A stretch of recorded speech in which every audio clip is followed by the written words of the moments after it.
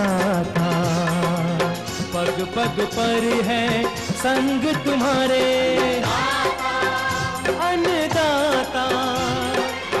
लहू किसानों का बन के पसीना सींचता है धरती का सीना। मेहनत का तेरी हक दिलवाने, नई तकनीक नई खोज बताने। पशुधन को गुणवान बनाना, पौध सुरक्षा को सिखलाना, खेती के सब गुर समझाने, भारत का सरताज बनाने। आठों पहर है संग तुम्हारे अन्नदाता, अन्नदाता। नमस्कार, मैं हूं आपके साथ निदा अहमद। आप सभी दर्शकों का अन्नदाता कार्यक्रम में स्वागत करती हूं। हर रोज की तरह कार्यक्रम में लेकर आई हूं खेतीबाड़ी से जुड़ी हुई बहुत सी लाभकारी जानकारियां। तो चलिए सबसे पहले देखते हैं क्या है विशेष आज के कार्यक्रम में। फूल बनने की अवस्था पर नींबू के बाग को क्षति पहुंचाने वाले कीटों का नियंत्रण।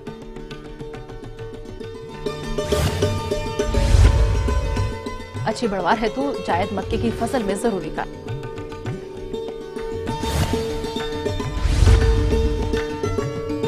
बकरी की बर्बरी नस्ल को पालकर किसान ले सकते हैं अधिक आय।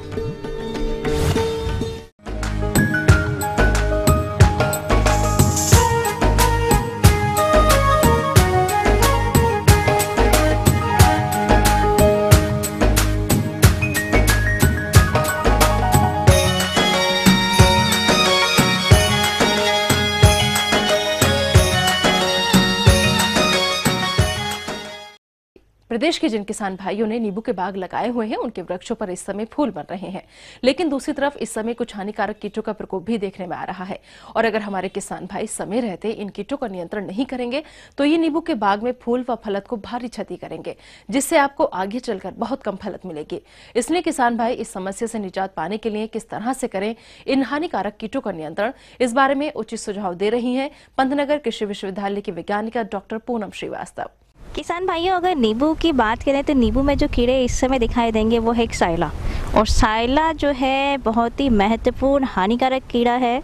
आप इन्हें पहचानेंगे कैसे? भूरे से रंग के छोटे से कीड़े होते हैं और अक्सर इनका जो पिछला सिरा है ऊपर की तरफ रहता है जब ये बैठे होते हैं। और जो इनका जो बच्चा होता है वो पीले रंग का, जिसकी लाल आंखें अलग से दिखाई देती हैं, छोटा सा जूं की तरह चिपका रहता है पुष्प कलिका के पास में, फूलों के पास में। तो ये भी इनकी अवस्था धीरे धीरे बढ़ने की तादाद पर है। तो अगर जिनके यहाँ पे फूलों की अवस्था है वो फूल झड़ जाएगा। और साइला इसलिए बहुत महत्वपूर्ण है क्योंकि कई बार देखा गया है कि साइला जो है एक बीमारी है जिसे हम विषाणु के द्वारा बीमारी कहते हैं। ये उसको जीव फैलाता है। एक साइला एक से जब दूसरे पौधे में जाएगा तो ये बीमारी को बहुत बुरी तरह से फैलाता है। और एक बार जब बीमारी आ जाती है तो पत्तियां जो हैं वो घुंघराली हो जाती हैं, पीले रंग की हो जाती है। इसको हम ग्रीनिंग वायरस की बीमारी कहते हैं। और जब पत्तियां मुड़ जाती हैं, फूल झड़ जाते हैं, तो कोई भी फल नहीं लगता है। तो इसलिए इस कीड़े की, क्योंकि बीमारी की हमारे पास कोई दवा नहीं होती है, हम अगर कीड़े को मारें तो बीमारी आगे नहीं फैलती है। तो अगर आप इस कीड़े पर नियंत्रण करना चाहते हैं तो दो दवाइयाँ आप लिख सकते हैं। एक है नोवाल्यूरॉन नाम की दवा, जो आपको इस्तेमाल करनी है 0.25 मिलीलीटर प्रति लीटर पानी की दर से। और दूसरी है एंडोस्कार्ब, वो भी आप 0.25 मिलीलीटर प्रति लीटर पानी की दर से छिड़काव करें। अगर फूल वाली अवस्था है तो 1 हफ्ते के अंतराल पर आप फूलों की अवस्था से पहले, यानी फूल खिला ना हो, और दूसरी उसके बाद जब फूल खिल चुका हो, फल लग चुका हो, तो 1 हफ्ते बाद आपको 2 छिड़काव करने हैं। अगर इस बात का ध्यान रखेंगे तो आपके यहाँ पे जो साइला की परेशानी है वो खत्म हो जाएगी। एक बात का और ख्याल रखिएगा कि अगर कुछ कीड़े जिसे हम भृंग बीटल कहते हैं, लाल रंग के होते हैं, उनके ऊपर काले रंग के धब्बे पाए जाते हैं, ये अगर दिखाई दे रहे हैं काफ़ी सारी संख्या में, तो ये एक लाभकारी कीट है। ये साइला के बच्चों को और वयस्क को खाता है। तो अगर ये कीड़ा आपको दिखाई दे रहा है तो इसको आप बढ़ाइए और तब आप उस पर कोई भी दवा इस्तेमाल मत करिएगा। तो इस चीज़ का ध्यान रखिएगा। दूसरा ये कि आगे आने वाले समय में कुछ समय बाद आपको नींबू की तितली की समस्या दिखाई दे सकती है। जिन लोगों के यहाँ पे नर्सरी है वहाँ पर ये नींबू की तितली जो है वो नुकसान कर सकती है। नींबू के बाग को सबसे ज्यादा हानि पहुँचाने वाले प्रमुख कीटों में से एक है नींबू की तितली। इस कीट की सूंडी पत्तियों को खाती है, जिससे पौधे के प्रकाश संश्लेषण की प्रक्रिया में बाधा उत्पन्न होती है, जिसके चलते पौधे अपना भोजन नहीं बना पाते हैं और पौधे की बढ़वार में बाधा उत्पन्न होने लगती है। अतः किसान भाई इस समस्या से निजात पाने के लिए कैसे करें इस कीट का नियंत्रण। थोड़ा सा बड़ा होने पर ये हरे रंग का दिखाई देता है, काफ़ी बड़ा दिखाई देता है। और अगर ये हरे रंग का बड़ा दिखाई दे रहा है, संख्या इतनी है कि आप उसे हाथ से पकड़ के नष्ट कर सकते हैं, तो आप कर सकते हैं, अन्यथा आप दवा छिड़काव कर लीजिएगा। एक जैविक नियंत्रण है इसके लिए बहुत अच्छा, बीटी नाम की दवा है। ये 2 ग्राम प्रति लीटर की दर से इस्तेमाल होती है। तो आप 2 ग्राम बीटी ले लीजिए और उसे 1 लीटर पानी में घोल बना के अगर छिड़काव करेंगे तो अंडे से लेके सूढ़ी वाली अवस्था तक ये बहुत अच्छे से काम कर जाती है। दूसरी एक और जैविक नियंत्रण है जिसका नाम है DD136। DD136 नाम से भी ये मार्केट में को मिल जाएगी और इसका भी अगर आप घोल बना के छिड़काव करते हैं तो ये भी सूढ़ी को मारने में काफ़ी अच्छा है। और अगर ये दवा आपको नहीं मिलती है तो क्विनोल-फॉस नाम की दवा भी आप डाल सकते हैं जो 25 EC की मात्रा में मिलती है और इसकी जो दर है वो है 2 मिलीलीटर 1 लीटर पानी में घोल बनाकर आपको छिड़काव करना है। आवश्यकता पड़ने के हिसाब से ही आप छिड़काव करिएगा और इस तितली की समस्या भी आपके यहाँ पर अच्छे से नियंत्रण में आ सकती है। दूसरा, कई बार देखें जब हम नई पत्तियाँ आनी शुरू होती हैं तो उस टाइम पे जो सुरंग भेदक एक कीड़ा होता है, लीफ माइनर के नाम से हम जानते हैं। नींबू के बाग को क्षति पहुंचाने वाले कीटों में से एक है सुरंग भेदक कीट। ये कीट पौधे की नई पत्तियों में सुरंग बनाकर उसके हरे भाग को खा जाता है, जिससे पत्तियों पर एक चमकीली लाइन दिखाई देने लगती है और इस कीट का अधिक प्रकोप होने पर यह कैंकर रोग का रूप धारण कर लेता है। अतः हमारे किसान भाई कब करें इस कीट का नियंत्रण, आइए जानते हैं। इसका एक बात का ख्याल रखिएगा कि जब हम बड़े पत्ते हो जाते हैं उस पर अगर हम कोई दवा डालें तो उस पर सुरंग भेदक पे कोई असर नहीं होगा। तो जब नए पत्ते निकल रहे होते हैं आपको दिखाई देगा कि चमकीले से रंग की एक सुरंग दिखाई दे रही है पत्तियों के ऊपर, तो उस अवस्था में आप दवा का इस्तेमाल कर सकते हैं। मोनोक्रोटोफास भी डाल सकते हैं, क्विनोल-फॉस भी डाल सकते हैं। अगर फूल नहीं आ रहे हैं तो डाइमेथोड भी डाल सकते हैं। 2 मिलीलीटर प्रति लीटर पानी की दर से आप इसे छिड़काव कर सकते हैं 1 हफ्ते के अंतराल पर 2 बार। लेकिन ध्यान रहे, पत्तियां अगर बड़ी हो गई हैं, ये विकसित हो चुकी हैं पूरी तरह, तो फिर इस सुरंग भेदक कीट का उस पर कोई प्रभाव नहीं पड़ेगा दवाइयों के इस्तेमाल से। तो केवल नई पत्ती की अवस्था पर ही आप कीट प्रबंधन नीति इसके बारे में अपनाइएगा। तो ये थी कुछ उपयोगी जानकारियां। अब लेते हैं एक छोटा सा ब्रेक, जल्द लौटेंगे और कार्यक्रम में आगे हैं महत्वपूर्ण जानकारियां, तो बने रहिए हमारे साथ।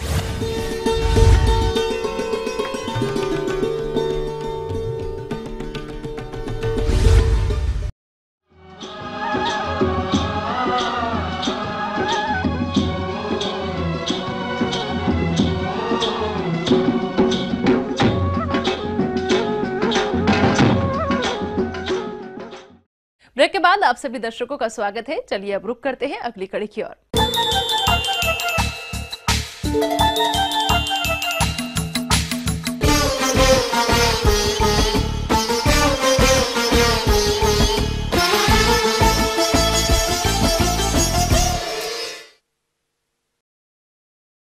प्रदेश के जिन किसान भाई ने जायद मक्के की बुवाई कर दी है, उससे भरपूर उपज लेने के लिए खड़ी फसल में समसामयिक कार्यों को करना जरूरी है। नहीं तो नमी की कमी और उर्वरकों के अभाव में पौधे कमजोर हो जाते हैं, जिसकी वजह से मक्के की फसल से कम उपज हासिल होती है।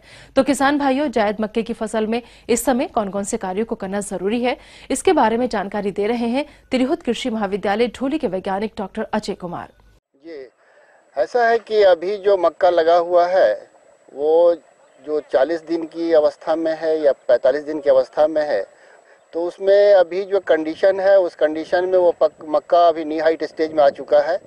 और जब नी हाइट स्टेज में मक्का आ जाए तो ऐसी अवस्था में जो है सो नाइट्रोजन का जो मात्रा है जो आपने बेसल डोज में डाला और बेसल डोज में डालने के बाद जो आधी मात्रा जो बच गई है उस आधी मात्रा का भी आधा, यानी जैसे 150 केजी आपने नाइट्रोजन का उपयोग किया बेसल डोज के समय में, तो 75 किलोग्राम आपने बेसल में डाला और 75 किलोग्राम आपके पास जो बच गया, 75 का आप 37.5 केजी जो नाइट्रोजन है उसको आप नी हाइट स्टेज में डाल दें।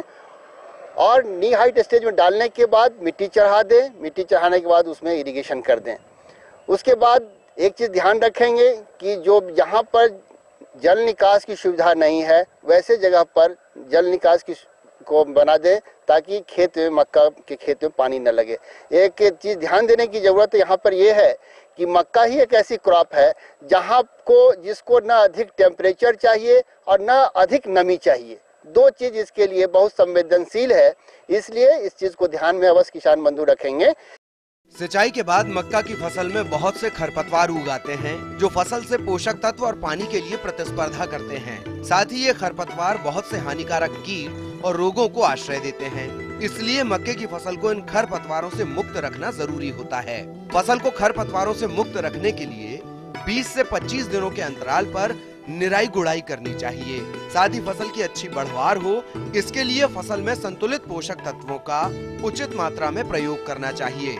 एक चीज ध्यान देने की जरूरत यहाँ पर यह है कि मक्का ही एक ऐसी क्रॉप है जिसको न अधिक टेम्परेचर चाहिए और न अधिक नमी चाहिए। दो चीज इसके लिए बहुत संवेदनशील है, इसलिए इस चीज को ध्यान में अवश्य किसान बंधु रखेंगे।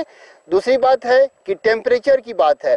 जो मक्का लेट से बुआई किया गया है और उस मक्के को जब तैयार होने का समय आएगा, पुष्पन की क्रिया जब आरंभ हो जाएगी, उस अवस्था में एक चीज ध्यान रखेंगे आप कि खेत में नमी अवश्य बनाए रखेंगे। अगर नमी न बना रहेगा तो उस समय में परागन की क्रिया सफलतापूर्वक परिपूर्ण नहीं हो पाएगी और सीड सेटिंग में आपको प्रॉब्लम होगा। इसलिए इसको अवश्य ध्यान में रखेंगे आप। तना छेदक मक्का का प्रमुख हानिकारक कीड़ा है। इसकी रोकथाम के लिए क्लोरोपाइरिफास दवा 0.2 मिलीलीटर प्रति लीटर पानी में घोल बनाकर छिड़काव करें। जब पौधे से 8 से 10 पत्तियां निकल जाएं, तो दानेदार दवा जैसे कि फ्यूरोडॉन 7 किलोग्राम प्रति हेक्टेयर 2 से 3 दाना प्रति पौधे के हिसाब से गाभे में डालें। दूसरी बात है कि जैसे अभी के मौसम में जो रोग और कीट का प्रकोप बहुत नगण्य के बराबर होता है, लेकिन अगर ऐसा कुछ दिखाई दे कहीं भी किसी पर फसल में, तो आप उसमें डाइथेन M45 का जरूर छिड़काव कर देंगे ताकि उसका जो TLB और MLB का प्रकोप होता है वो कम हो जाएगा। आपको आगे और भी है कुछ रोचक जानकारियां, पर यहाँ पर रुकेंगे एक और ब्रेक के लिए। जल्द हाजिर होते हैं।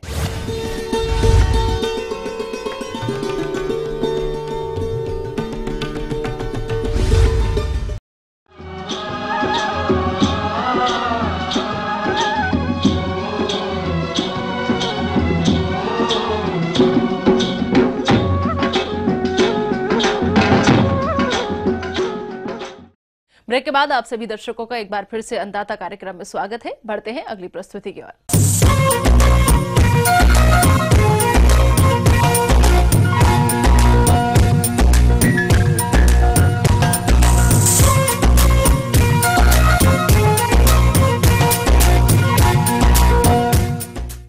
बकरी पालन कम लागत में लाभकारी व्यवसाय होने के कारण भूमिहीन छोटे और मझोले किसान काफी अपनाते हैं, परंतु इस व्यवसाय से सफलता तभी मिल सकती है जब आप क्षेत्र के अनुसार इनकी अच्छी नस्लों का चयन कर पालन करें, जिसके तहत आज हम बकरी की बर्बरी नस्ल के लक्षणों और उसकी उपयोगिता के बारे में जानकारी लेकर आए हैं, जिस पर जानकारी दे रहे हैं केंद्रीय बकरी अनुसंधान मखदूम मथुरा के एक वैज्ञानिक डॉक्टर S.K. सिंह। किसान भाइयों, हमारे देश में जो 24 विकसित नस्लें हैं उसमें से जो मध्यम आकार की एक बकरी है बर्बरी, जो आप हमारे आगे पीछे देख सकते हैं, जो द्विकाजी कही जाती है और जो कि दूध के लिए और मांस के लिए उपयुक्त मानी जाती है। और ये बकरियां दूध देने के लिए बहुत ही अच्छा दूध देती हैं और इनकी जनन क्षमता बहुत है। मैं आपको बता दूं कि एक ऐसी नस्ल है कि 70 से 75-80% मादा बकरियां साल में या 12 महीने से 14 महीने के बीच में 2 बार ब्यात करती हैं। तो आप ये देखेंगे कि एक साल में अगर आप ये नस्ल पालते हैं तो प्रति मादा बकरी उत्तम प्रबंधन की अवस्था में दशा में लगभग 230 से लेकर के 250 बच्चे प्रति वर्ष प्रति 100 बकरियां आपको मिल जाते हैं। दूध देने की बात यह है कि इसका जो है दुग्ध काल है लगभग 130 से लेकर 140 दिन है और ये 90 से 110 लीटर दूध दे देती हैं। तो लगभग 800 से 900 मिलीलीटर दूध जो है प्रतिदिन इलेक्ट्रिशियन में दे देती हैं ये, जो कि एक अच्छा बकरी भारतीय स्तर से एक अच्छा माना जाता है। किसान भाइयों, बकरियों से अधिक उत्पादन लेने के लिए ये जरूरी हो जाता है कि आप इनके आहार एवं स्वास्थ्य प्रबंधन की उचित व्यवस्था करें। तो किस प्रकार से करें इनका उचित प्रबंधन? ये बकरियां वैसे तो मैं ये कहूँगा कि चूँकि आकार इनका छोटा है, प्रजनन अच्छा है, तो इसलिए इनके प्रबंधन पे थोड़ा ध्यान दिया जाना चाहिए, क्योंकि इस नस्ल की बकरी जो है साल भर में कोई न कोई उत्पादन में जो है लगी रहती है।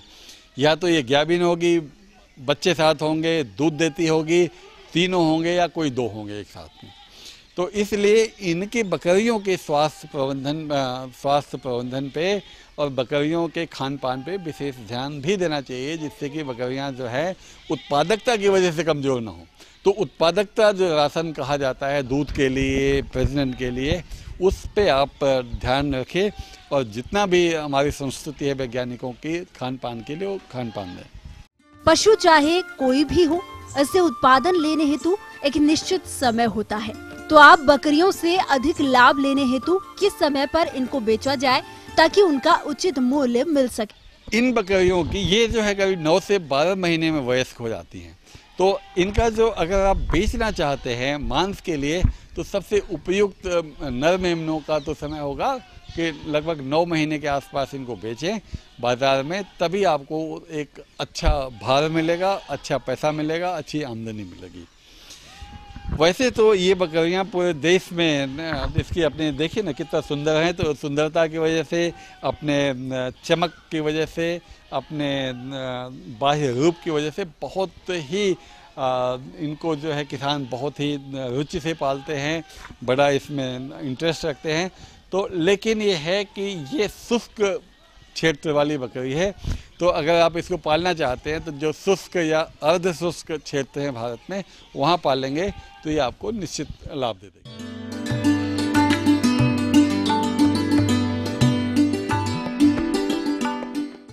अन्नदाता हेल्पलाइन निःशुल्क फोन संपर्क सेवा के माध्यम से आपके द्वारा पूछे गए कृषि से जुड़े प्रश्नों में से एक या फिर 2 महत्वपूर्ण प्रश्न को हम अपने कार्यक्रम में शामिल करते हैं और इसी के तहत आज का चयनित प्रश्न और उसका जवाब इस प्रकार है। निःशुल्क अन्नदाता हेल्पलाइन में आज हमने जिस प्रश्न को शामिल किया है उसे पूछा है सिमरा बोरीपुर जिला बरेली के शैलेंद्र तोमर ने। आपने मुर्गियों में लगने वाली बीमारियों के निदान पर जानकारी चाहिए, तो इसके लिए देखिए कार्यक्रम का यह अंश। फाउल कॉलरा एक ऐसी घातक बीमारी है कि जिसमें मुर्गियों में अत्यधिक मृत्यु होती है। और भी जो जीवाणु जनित बीमारियां हैं उसमें है साल्मोनेलोसिस खासकर फाउल टाइफाइड अर्ली एज की बीमारी है, जो कि मुर्गी के जन्म के शुरुआत से ही लेकर पाई जाती है। विषाणु जनित बीमारियों में Ranikhet, gumboro, chicken anaemia virus, infectious bronchitis और लेयर बर्ड में खासकर मैरेक्स डिजीज, ये विषाणु जनित बीमारियां हैं जिनमें मृत्यु होती है। लिम्फाइड ल्यूकोसिस वाली बीमारी भी मैरेक्स बीमारी से मिलती जुलती है, ये भी लेयर बर्ड में होती है। हालांकि इसे पेरेंटल बीमारी भी कहते हैं कि जो कि अपने ब्रीडर बर्ड से इन मुर्गियों में ट्रांसमिट होती है। और भी बीमारियां हैं, जो चिकन एनीमिया वायरस बीमारी है वो काफ़ी एज वाली बीमारी है, जो 8 से 12 हफ्ते के बाद की बर्ड में पाई जाती है, जिसमें मुर्गियों में खून की बहुत कमी हो जाती है। लेकिन इसके साथ साथ जब ये चिकन एनीमिया वायरस आता है तो उसमें एक जीवाणु जनित बीमारी भी पाई जाती है, जिसे गैंग्रीनस डर्मेटाइटिस भी कहते हैं। ये तो रही विषाणु जनित बीमारियों की सूची। साथ में फंगल जनित बीमारी जो है उसमें खासकर माइकोटॉक्सिकोसिस मुख्य है। एक और फंगस बीमारी है जो कि बर्ड की काफ़ी अर्ली एज में पाई जाती है, जिसे हम कहते हैं ब्रूडर निमोनिया, जो ब्रूडिंग के समय ही पाई जाती है। प्रोटोजोल बीमारियों में मुख्यतः कॉक्सिडियोसिस मुख्य है, जो कि डीप लीटर वाली बर्ड में जिन बर्ड की का पालन भूसी पर किया जाता है उसमें ये बीमारी काफ़ी पाई जाती है। इसमें खूनी दस्त मुख्य लक्षण है। मुर्गी फार्म में अधिकतर बीमारियां देखरेख में लापरवाही से आती हैं, इसीलिए हमारे मुर्गी पालकों के लिए देखरेख की बारीकियों को जानना बहुत आवश्यक है, क्योंकि मुर्गी पालन को सफल बनाने में उचित देखरेख और प्रबंधन का अधिक महत्व है।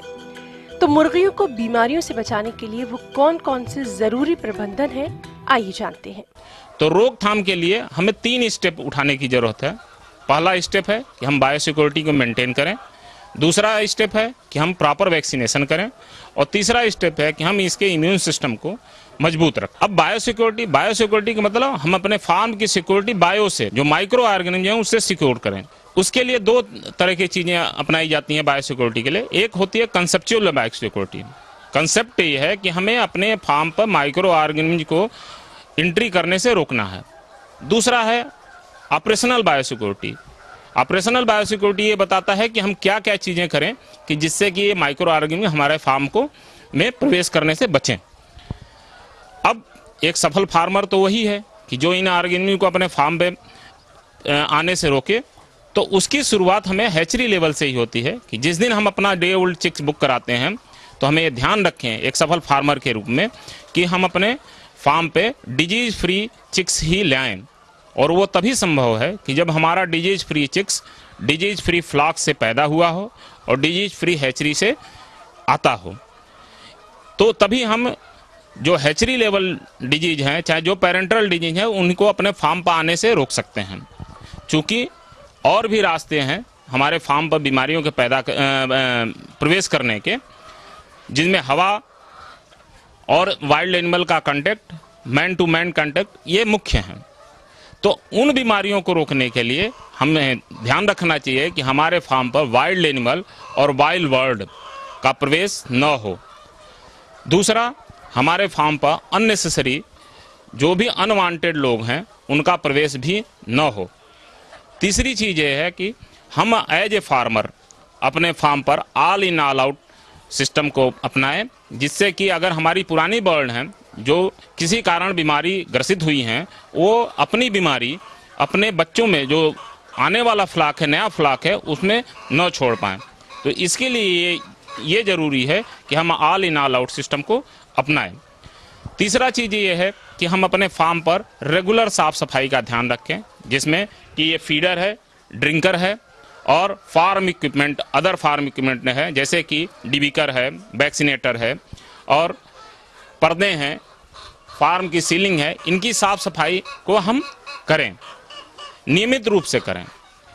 जब हम नियमित रूप से करेंगे तो रेगुलर बेसिस पर हम इन बीमारियों को रोक सकते हैं। तीसरी चीज़ है, चूंकि हमारा फार्म है तो प्रतिदिन या हफ्तों में कोई न कोई पक्षियों की मृत्यु तो होती ही है। तो उन मृत पक्षियों को हम इधर उधर फेंकने के बजाय उनका प्रॉपर डिस्पोजल करें। डिस्पोजल के दो तरीके हैं, या तो उनका इंसिनरेशन करें, उनको जला दें, या उनको डीप बरियल करें, गड्ढा खोद के उसमें दबा दें। इधर उधर फेंकने से बीमारी एक फार्म से दूसरे फार्म पर फैलती रहती है। तीसरी चीज़ ये है कि जब हमारा फार्म कंप्लीशन पर आता है, जब प्रोडक्शन उसका कंप्लीट होता है, तो हम उस बर्ड को सेल आउट करते हैं और जो हमारे फार्म की अंदर की सफाई है और बाहर की सफाई को पूरी अच्छी तरह से करते हैं। फार्म की सफाई करने में दो तरह की क्लीनिंग होती है, एक ड्राई क्लीनिंग, एक वेट क्लीनिंग। ड्राई क्लीनिंग में जितने धूल है, जितनी गंदगी है, जितने ऑर्गेनिक मटेरियल हैं, उनको झाड़ू के द्वारा साफ करते हैं। उसके बाद जब पूरा फार्म साफ हो जाता है, पूरे जाले साफ हो जाते हैं, तो हम उसको प्रेशर जेट के द्वारा उसको पानी से साफ करते हैं, जिससे कि जो भी चिपकी हुई गंदगी है वो फार्म से निकल जाए। इन सब चीज़ों को करने के बाद हम पूरे फार्म में वाइट वॉशिंग करते हैं, चूने के द्वारा वाइट वॉशिंग करते हैं और कोशिश करते हैं कि चूने में थोड़ा सा केरोसिन ऑयल वगैरह मिला लें, जिससे कि अंदर छुपे हुए जो कीटाणु हैं, जो पैरासाइट हैं, वो निकल जाएं और हम फार्म को क्लीन कर पाएँ। पूरा फार्म क्लीन करने के बाद हम पूरे फार्म को फ्यूमिगेशन करते हैं। तो फ्यूमिगेशन के समय हमें एक फ्यूमिगेशन करते हैं फॉर्मल्डिहाइड और पोटेशियम परमैंगनेट से। पोटेशियम परमैंगनेट और फॉर्मल्डिहाइड का कॉम्बिनेशन ऐसा होना चाहिए कि 40 ml फॉर्मलिन और 20 ग्राम पोटेशियम परमैंगनेट 100 घन फुट एरिया के लिए ही पर्याप्त होता है। फ्यूमिगेशन के पहले पर्दे और दरवाजे पूरे बंद होने चाहिए। एक बात और ध्यान रखना चाहिए, फ्यूमिगेशन के समय थोड़ी सी सावधानी रखनी चाहिए। सावधानी ये रखना चाहिए कि हमें पोटास वाले बर्तन को 1-2 लीटर का हमें मिट्टी का या लोहे का बर्तन लेकर उसमें पहले पोटास डाल देना चाहिए, पोटेशियम परमैंगनेट, और उसके बाद उसमें फॉर्मल्डिहाइड डालना चाहिए। कभी भी उल्टा नहीं करना चाहिए, जिससे कि हमें उसके द्वारा विस्फोट होने की संभावना जो रहती है उससे बचा जा सके। फ्यूमिगेशन के करने के साथ ही हमारा पूरा बायोसिक्योरिटी प्रोग्राम ख़त्म होता है। एक चीज़ और ध्यान रखनी चाहिए कि हमें फार्म पर नियमित रूप से छिड़काव करना चाहिए डिसइंफेक्टेंट का। फार्म के बाहर भी करना चाहिए, फार्म के बाहर जो झाड़ियां हैं उसे काट के हटा देना चाहिए और फार्म के अंदर नियमित छिड़काव करना चाहिए। उसके लिए कोई भी डिसइंफेक्टेंट हो, लेकिन उसके पानी की मात्रा इतनी रखनी चाहिए कि 1 लीटर पानी 125 वर्ग फुट के लिए इस्तेमाल करें। उससे कम करने पर हमारा जो डिसइंफेक्टेंट का प्रॉपर घोल छिड़काव नहीं हो पाएगा। दूसरा स्टेप आता है कि हम पूरे फार्म में पूरी बर्ड को वैक्सीनेट करें, जिससे कि कुछ जो इमर्जिंग बीमारियां हैं, जो घातक बीमारियां हैं, उनसे अगर किसी कारणवश वो बीमारियों के जीवाणु अगर फार्म में प्रवेश करते हैं तो उनसे बचा जा सके। उन बीमारियों में जो सामान्य रूप से हमारे एरिया में पाई जाती हैं उसमें रानीखेत, गम्बोरो, फाउल कॉलरा, कोराइजा, ये बीमारी महत्वपूर्ण है, और मैरेक्स डिजीज जिनका वैक्सीनेशन हम करते हैं। मैरेक्स डिजीज का वैक्सीनेशन फार्म पर बर्ड आने के साथ ही शुरू हो जाता है, यानी पहले दिन। एक तरह से कह सकते हैं कि आप 0 डे पर ही हम मैरेक्स डिजीज का वैक्सीनेशन करते हैं। दूसरा 0 डे पर जो वैक्सीन करने की बात आती है वो आईबी का वैक्सीनेशन, इन्फेक्शियस ब्रोंकाइटिस का वैक्सीनेशन करते हैं। तीसरी वैक्सीन करते हैं हम लसोटा यानी रानीखेत बीमारी के लिए, जो 5वें दिन पर करते हैं। तीसरा गम्बोरो का वैक्सीनेशन करते हैं, जो 12वें दिन पर करते हैं। और चौथा वैक्सीनेशन करते हैं जो कि हम 24वें दिन पर करते हैं, वो करते हैं गम्बोरो का, और 28वें दिन पर पुनः लसोटा वैक्सीनेशन करते हैं। ये तो प्राइमरी स्टेज की वैक्सीनेशन हो गई। लेकिन यहाँ यह ध्यान रखने वाली बात है कि जो भी वैक्सीनेशन प्रोग्राम हमारा है वो 2 भागों में विभक्त है। एक तो लाइव वैक्सीन और दूसरे किल्ड वैक्सीन में। लाइव वैक्सीन जो हमारी देती है वो स्ट्रांग इम्यूनिटी देती है और क्विक इम्यूनिटी देती है, और जो हमारी किल्ड वैक्सीन है वो लॉन्ग लास्टिंग इम्यूनिटी देती है और स्लो इम्यूनिटी देती है। तो इन जितनी भी बीमारियां हैं हमारी सारी वैक्सीन इन्हीं 2 रूपों में अवेलेबल है कि उनका हम वैक्सीनेशन करते रहते हैं। मुर्गी पालकों को टीकाकरण के समय भी बहुत सी जरूरी बातों का ध्यान रखना होता है, क्योंकि कई बार टीका लगाने के बाद भी बीमारियों का प्रकोप हो जाता है। इसीलिए आप विशेषज्ञ की सलाह लेकर ही टीकाकरण का कार्य करें, जिससे मुर्गियों में बीमारियों के आने की संभावना बिल्कुल नहीं रहे।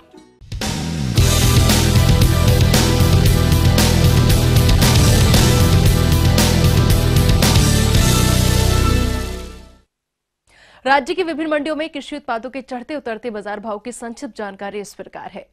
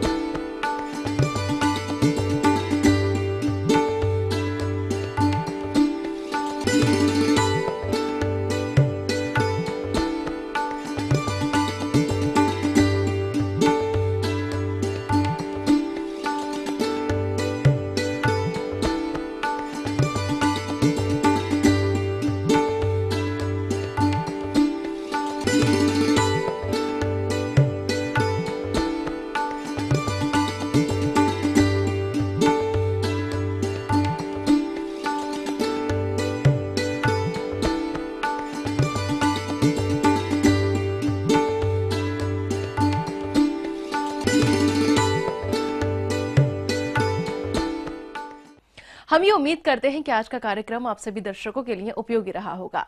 किसान भाइयों, अन्नदाता आपकी सेवा के लिए संकल्परत है। कृषि संबंधित समस्या और सुझावों के लिए आप हमें इस पते पर संपर्क कर सकते हैं।